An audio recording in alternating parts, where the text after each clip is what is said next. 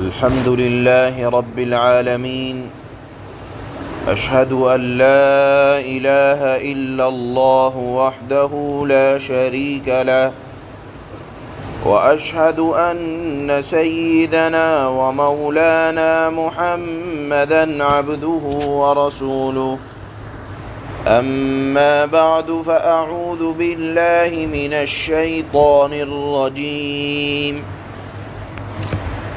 بسم الله الرحمن الرحيم قالوا إنما أنت من المسحرين ما أنت إلا بشر مثلنا فأت بآية إن كنت من الصادقين قال هذه ناقة لها شرب ولكم شرب يوم معلوم ولا تمسوها بسوء فيأخذكم عذاب يوم عظيم فعقروها فأصبحوا نادمين فأخذهم العذاب إن في ذلك لآية وما كان أكثرهم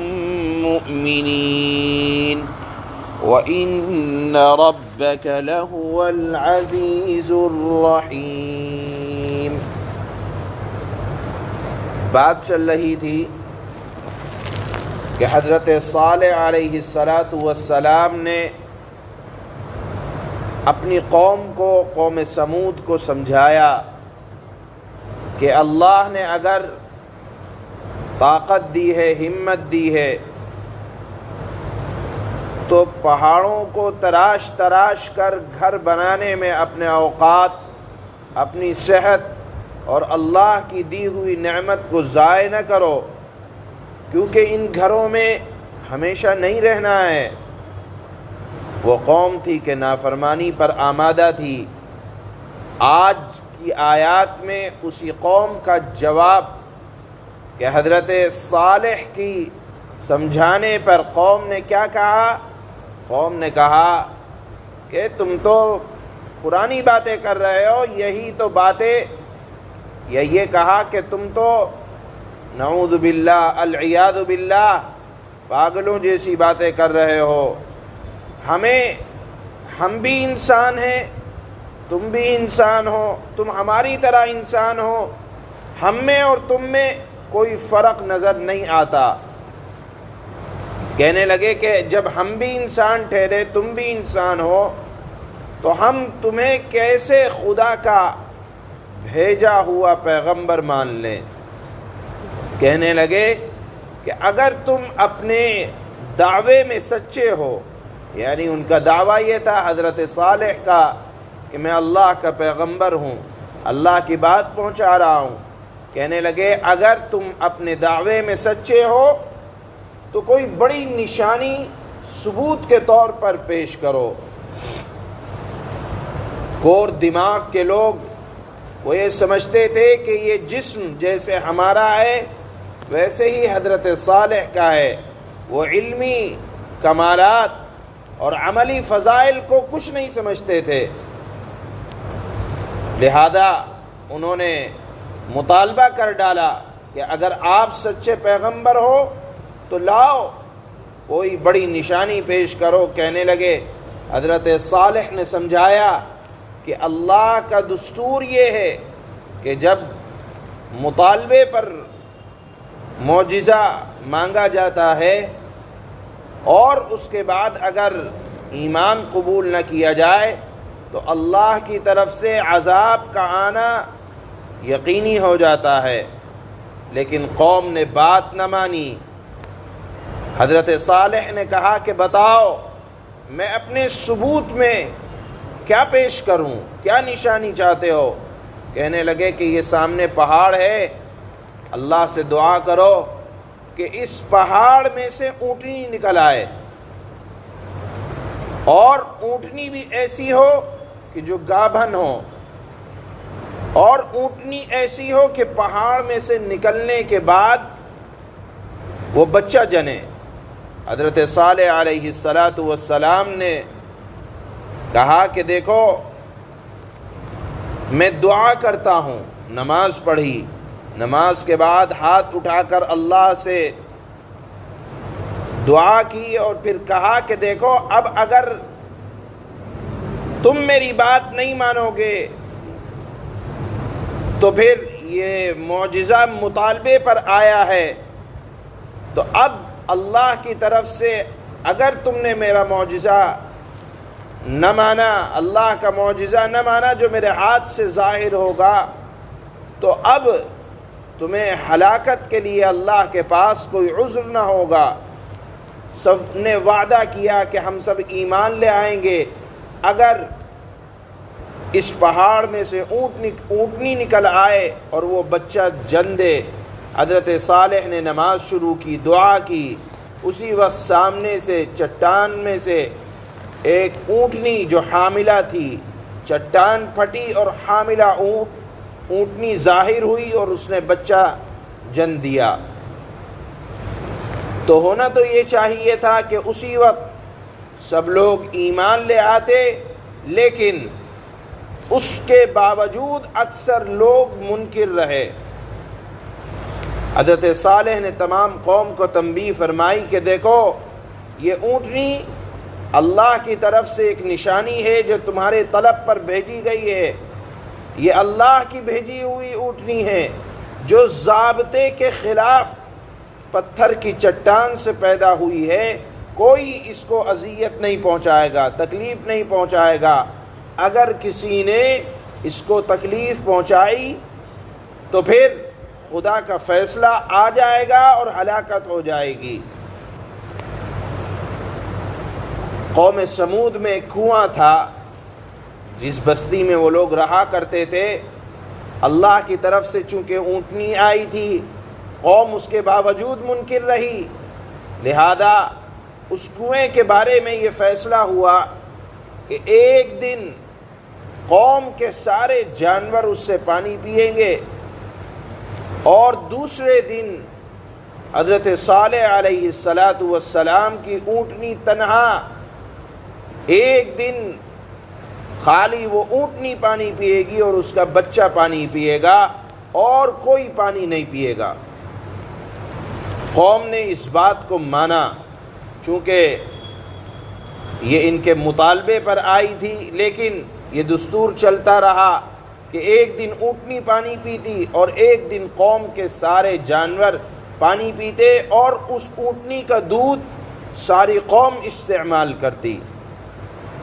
لیکن چلتا رہا معاملہ، کچھ دن کے بعد نافرمانی بڑھی، قوم کہنے لگی کہ ہمارے جانوروں کے لیے، پوری قوم کے جانوروں کے لیے صرف ایک دن ہے پانی کا، اور حضرت صالح علیہ السلام کی اونٹنی کے لیے ایک دن تنہا، یہ اصول کے خلاف بات ہے۔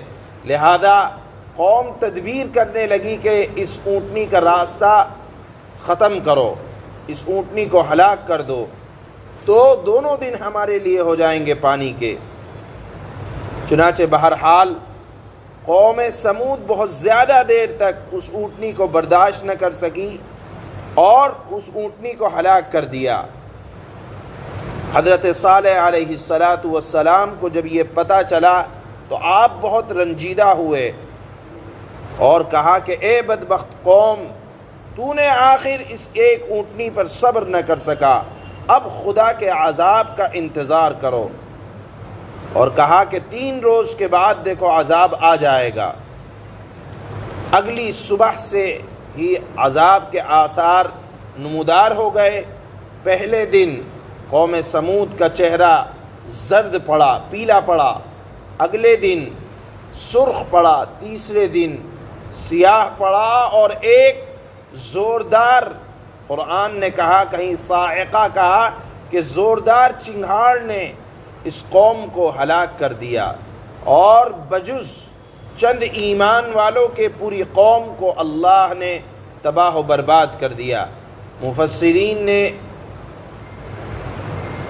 ان کی ہلاکت کا واقعہ اس طرح سے لکھا کہ پہلے زمین میں زلزلہ آیا اور پھر ایک زوردار چنگھاڑ نے اس پوری قوم کو ہلاک کر دیا، اور صرف ایمان والے اور حضرت صالح علیہ السلام اس وقت باقی رہے، باقی تمام لوگ ہلاک ہو گئے۔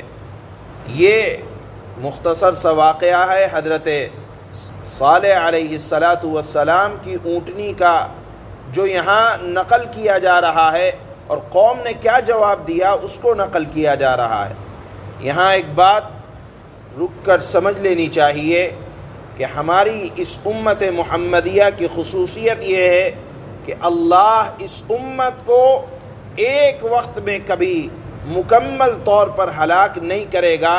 یہ اثر ہے جناب رسول اللہ صلی اللہ علیہ وسلم کا۔ حالانکہ ہماری قوم کے اندر بھی، اس امت کے اندر بھی گناہ اتنے ہی بڑھے ہوئے ہیں جتنے دیگر انبیاء کی قوموں کے اندر تھے۔ پھر کیا وجہ ہے کہ اس قوم کو، اس امت کو اللہ ہلاک نہیں کرتے، چاہے امت دعوت ہو یا امت اجابت؟ در حقیقت وہ اثر ہے جناب رسول اللہ صلی اللہ علیہ وسلم کی دعاؤں کا، کہ آپ نے فرمایا تھا کہ میری امت، اے اللہ میری امت کو ایک وقت میں، ایک جھٹکے میں ہلاک نہ کریے گا۔ اسی طرح اس قوم سمود کے اوپر اللہ کے نبی صلی اللہ علیہ وسلم کا غزوہ تبوک کے موقع پر گزر ہوا۔ صحابہ اکرام نے قوم سمود کے کنویں سے پانی بھرا، آٹا گوندا، روٹیاں بنائیں۔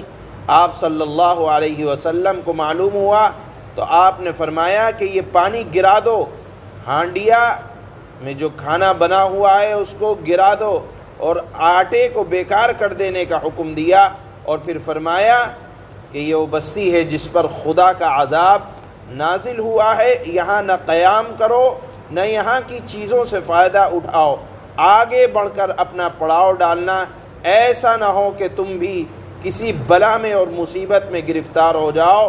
اور آپ صلی اللہ علیہ وسلم نے، ایک روایت میں آتا ہے کہ فرمایا کہ جب تم ان حجر کی بستیوں میں جاؤ تو خدا سے ڈرتے ڈرتے عز و انکساری کے ساتھ جاؤ، کہ کہیں غفلت کی وجہ سے عذاب خداوندی میں مبتلا نہ ہو جاؤ۔ لہذا دنیا میں جہاں بھی کہیں ایسی بستی ہیں، وہاں پر اگر جایا جائے تو عبرت حاصل کرنے کے لیے جایا جائے، ان مقامات کو سیر و تفریح کی جگہ نہ بنایا جائے، کہ ایسی جگہ جہاں پر اللہ کا عذاب نازل ہوا ہے وہاں سے آدمی کو ڈرتے ڈرتے گزرنا چاہیے۔